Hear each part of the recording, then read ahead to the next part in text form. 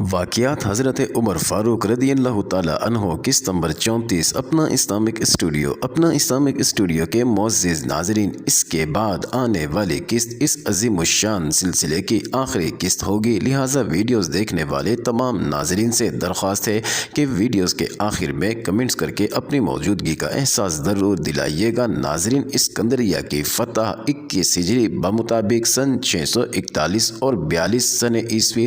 ناظرین، قسطوات کی فتح کے بعد حضرت عمر بن العاص نے چند روز تک یہاں قیام کیا اور یہیں سے حضرت عمر رضی اللہ تعالی عنہ کو خط لکھا کہ قسطوات فتح ہو چکا، اجازت ہو تو اسکندریہ پر فوجیں بڑھائی جائیں۔ وہاں سے منظوری آئی، عمر بن العاص نے کوچ کا حکم دیا۔ ناظرین، اتفاق سے عمر کے خیمہ میں ایک کبوتری نے گھونسلہ بنا لیا تھا۔ ناظرین، خیمہ اکھاڑے جانے لگا تو عمر کی نگاہ پڑی، حکم دیا کہ اس کو یہیں رہنے دو کہ ہمارے مہمان کو تکلیف نہ ہونے پائے، چونکہ عربی میں خیمہ کو قسطوات کہتے ہیں، اور عمر نے اسکندریہ سے واپس آ کر اسی خیمہ کے قریب شہر بسایا۔ ناظرین، اس لیے خود شہر بھی قسطوات کے نام سے مشہور ہو گیا اور آج تک یہی نام لیا جاتا ہے۔ بہرحال 21 ہجری میں عمر نے اسکندریہ کا رخ کیا۔ ناظرین، اسکندریہ اور قسطوات کے درمیان میں رومیوں کی جو آبادیاں تھی، انہوں نے سد راہ ہونا چاہا، چنانچہ ایک جماعت عظیم سے جس میں ہزاروں قبطی بھی تھے قسطوات کی طرف بڑھے کہ مسلمانوں کو روک لیں۔ ناظرین، قام قریون میں دونوں حریفوں کا سامنا ہوا۔ مسلمانوں نے نہایت تیش میں آ کر جنگ کی اور بے شمار عیسائی مارے گئے۔ ناظرین، پھر کسی نے روک ٹوک کی جرأت نہ کی اور عمر نے اسکندریہ پہنچ کر دم لیا۔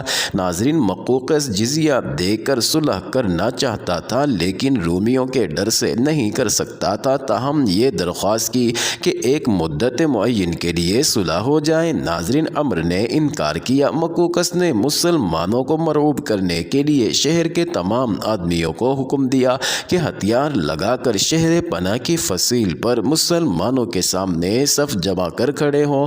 ناظرین، عورتیں بھی اس حکم میں داخل تھیں اور اس غرض سے کہ پہچانی نہ جا سکے انہوں نے شہر کی طرف منہ کر لیا۔ ناظرین، عمر بن العاص نے کہلا بھیجا کہ ہم تمہارا مطلب سمجھتے ہیں، لیکن تم کو معلوم نہیں کہ ہم اب تک جو ملک فتح کیے کثرت فوج کے بلبوتے پر نہیں کیے۔ تمہارا بادشاہ ہرکل جس ساز و سامان سے ہمارے مقابلے کو آیا تم کو معلوم ہے، اور جو نتیجہ ہوا وہ بھی مخفی نہیں۔ ناظرین، مقوقس نے کہا کہ سچ ہے، یہی عرب ہیں جنہوں نے ہمارے بادشاہ کو قسطنطنیہ پہنچا کر چھوڑا۔ اس پر رومی سردار نہایت غضبناک ہوئے، مقوقس کو بہت برا کہا اور لڑائی کی تیاریاں شروع کی۔ ناظرین، مقوقس کی مرضی چونکہ جنگ کی نہ تھی، اس لیے عمر سے اقرار لے لیا تھا کہ چونکہ میں رومیوں سے الگ ہوں، اس وجہ سے میری قوم یعنی قبطی کو تمہارے ہاتھ سے ضرر نہ پہنچنے پائے۔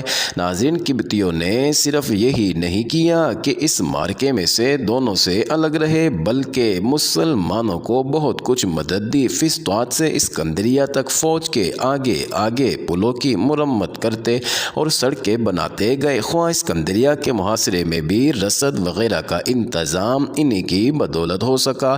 ناظرین، رومی کبھی کبھی قلعہ سے باہر نکل کر لڑتے تھے۔ ایک دن سخت معرکہ ہوا، تیروں خندق سے گزر کر تلوار کی نوبت آئی۔ ایک رومی نے صف سے نکل کر کہا کہ جس کا دعویٰ ہو تنہا میرے مقابلے کو آئے۔ ناظرین، مسلمہ بن مخلد نے گھوڑا بڑھایا، رومی نے ان کو زمین پر دے مارا اور جھک کر تلوار مارنا چاہتا تھا کہ ایک سوار نے آ کر جان بچائی۔ ناظرین، عمر کو اس پر اس قدر غصہ آیا، ایک طرف مسلمہ کے رتبے کا بھی خیال نہ کر کے کہا کہ زنخوں یعنی عورت نما کو میدان جنگ میں آنے کی کیا ضرورت ہے۔ ناظرین، مسلمہ کو نہایت ناگوار گزرا، لیکن مصلحت کے لحاظ سے کچھ نہ کہا۔ لڑائی کا زور اسی طرح قائم رہا۔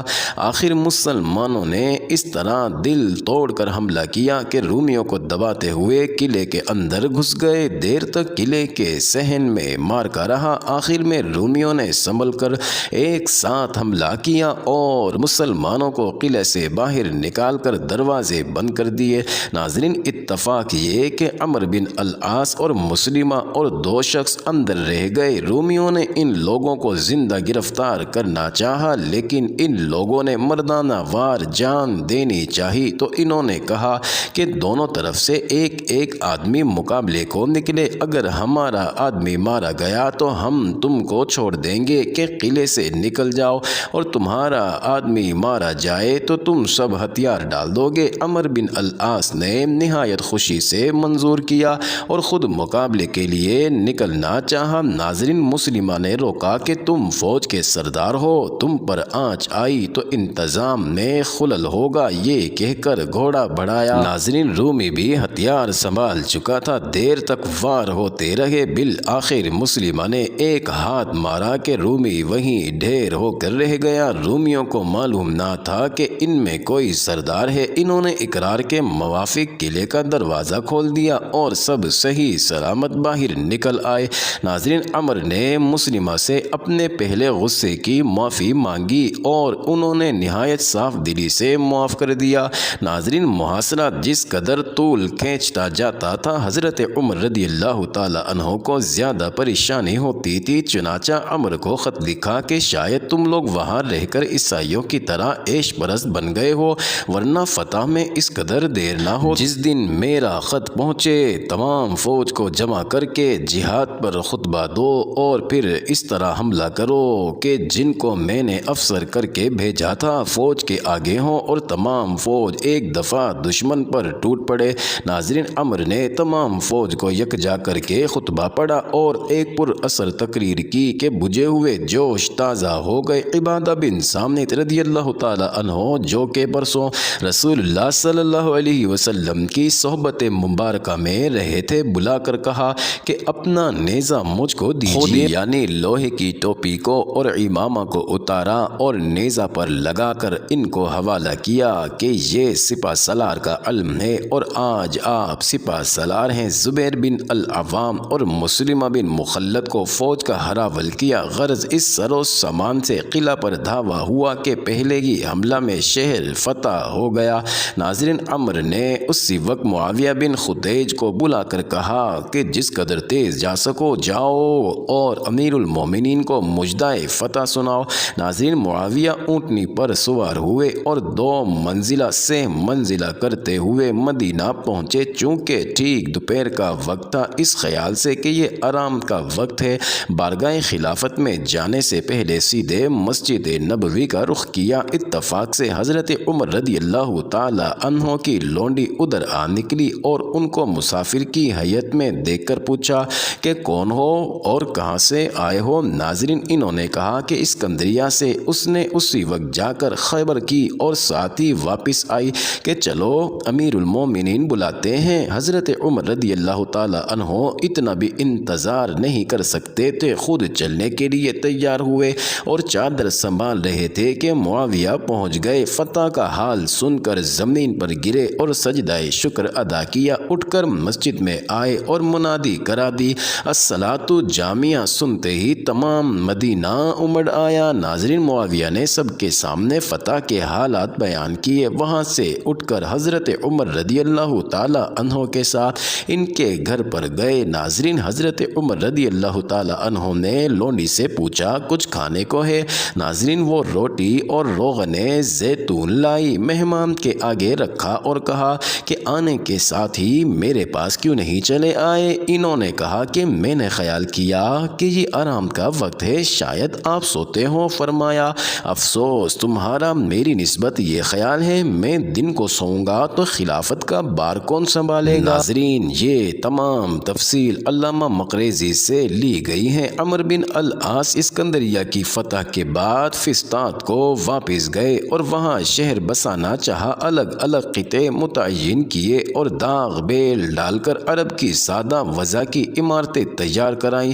ناظرین، اسکندریہ اور فسطاط کے بعد اگرچہ عمر بن العاص کا کوئی حریف نہیں تھا، تاہم چونکہ مصر کے تمام اضلاع میں رومی پھیلے ہوئے تھے، ہر طرف تھوڑی تھوڑی فوجیں روانہ کی کہ آئندہ کسی خطرے کا احتمال نہ رہ جائے۔ چنانچہ خارجہ بن حذافہ العدوی رضی اللہ تعالی عنہ فیوم، اشموتین، احمیم، بشر، دوات، معید اور اس کے تمام مضافات میں چکر لگا جگہ آئے اور ہر جگہ لوگوں نے خوشی سے جزیہ دینا قبول کیا۔ ناظرین، اسی طرح عمیر بن وہب الجمحی رضی اللہ تعالی عنہ نے تینس، دمیات، تونا، دمیرہ، شتا و قبلہ بنا بحیر کو مسخر کیا۔ ناظرین، عقبہ بن العامر الجہنی نے مصر کے تمام نشیبی حصے فتح کیے۔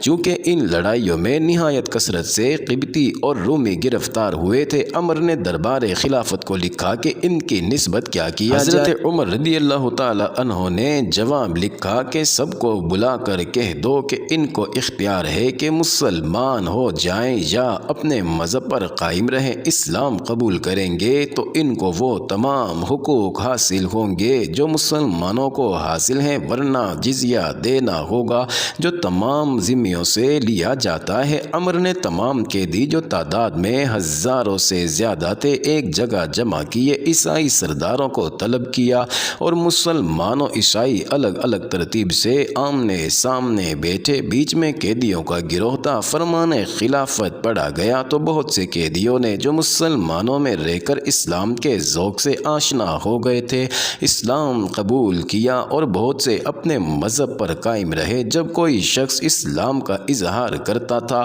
تو مسلمان اللہ اکبر کا نعرہ بلند کرتے تھے اور خوشی سے بچھے جاتے تھے، اور جب کوئی شخص عیسائیت کا اقرار کرتا تھا تو تمام عیسائیوں میں مبارکباد کا غل پڑتا تھا، اور مسلمان اس قدر غم زدہ ہوتے تھے کہ بہت سو کے آنسو نکل پڑتے تھے۔ ناظرین، دیر تک یہ سلسلہ جاری رہا اور دونوں فریق اپنے اپنے حصہ رسدی کے موافق کامیاب آئے۔ اپنا اسلامک اسٹوڈیو کے معزز ناظرین، اب چلتے ہیں اس جان گداز موقع کی جانب، یعنی حضرت عمر رضی اللہ تعالی عنہ کی شہادت۔ ناظرین، 26 ذی الحج سن 23 ہجری بمطابق سن 644 سن عیسوی، کل مدت خلافت 10 برس 6 مہینے 4 دن۔ ناظرین، مدینہ منورہ میں فیروز نامی ایک پارسی غلام تھا جس کی کنیت ابو لولو تھی۔ ناظرین، اس نے ایک دن حضرت عمر رضی اللہ تعالی عنہ سے آ کر شکایت کی کہ میرے آقا مغیرہ بن شعبہ نے مجھ پر بہت بھاری محصول مقرر کیا ہے، آپ کم کرا دیجئے۔ معزز ناظرین، یہ انٹرسٹنگ ویڈیو جاری ہے، اگلی ویڈیو قسط نمبر 35 میں دیکھنا مت بھولیے گا۔